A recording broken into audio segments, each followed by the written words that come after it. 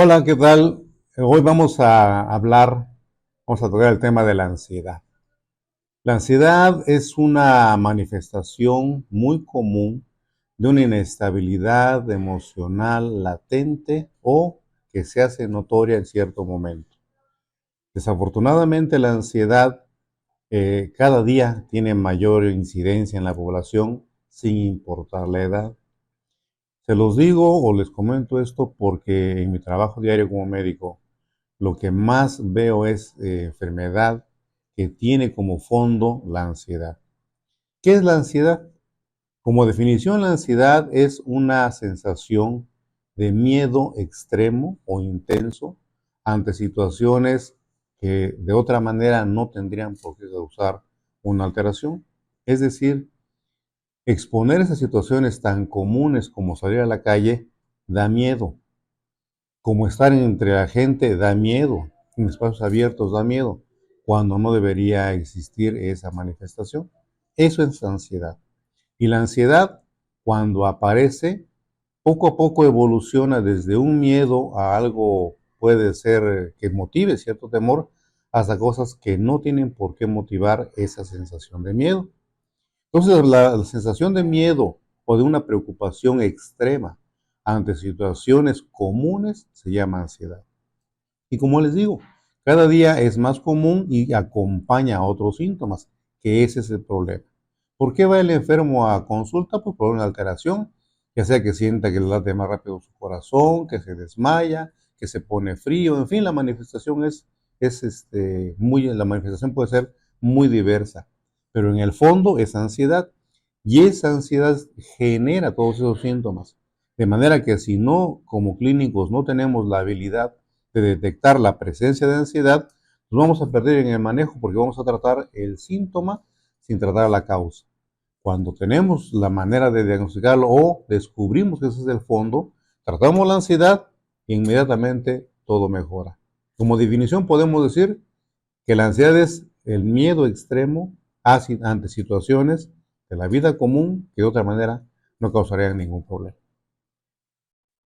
Ahora bien, la ansiedad es una alteración en la función del sistema nervioso central.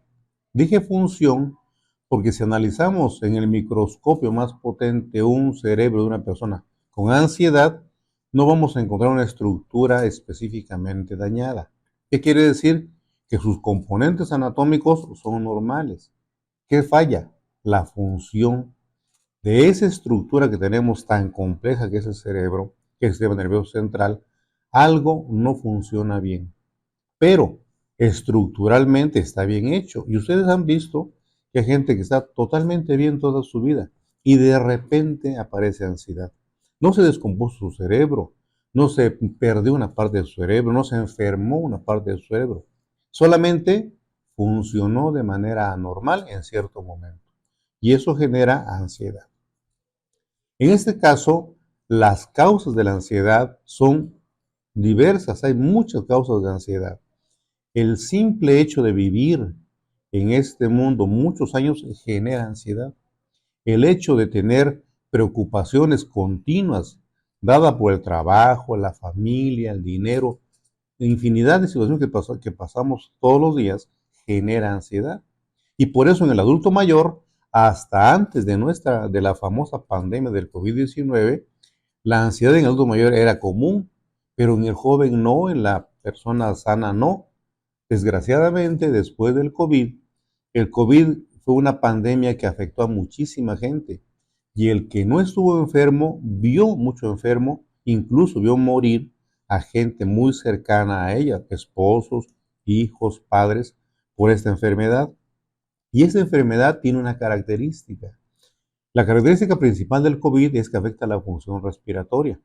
Y cuando una persona tiene afectada su función respiratoria y no respira bien, lo que siente es que se va a morir. Literalmente la sensación es de muerte.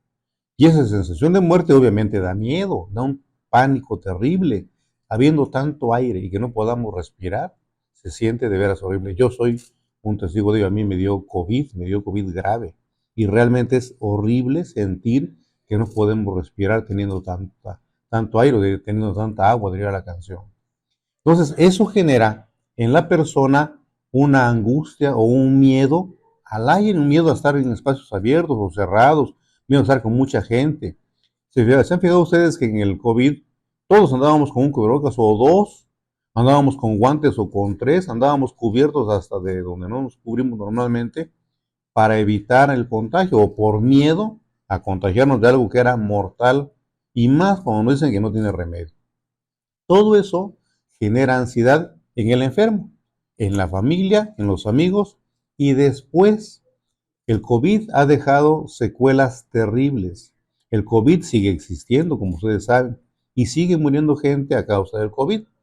Y una de ellas, de esas razones, es que la función pulmonar no quedó al 100 después del COVID y queda cierta secuela, cierto daño que genera enfermedades a futuro o en los meses que siguen. Eso genera ansiedad y por eso actualmente vemos más ansiedad de la que veíamos hasta antes del COVID. De ahí la importancia de que toquemos este tema y de que platiquemos de él para darles alguna opción de manejo, de tratamiento, de ver que no progrese porque las complicaciones que pueden aparecer son terribles como vamos a ver enseguida en otros videos de este tipo. Muchas gracias.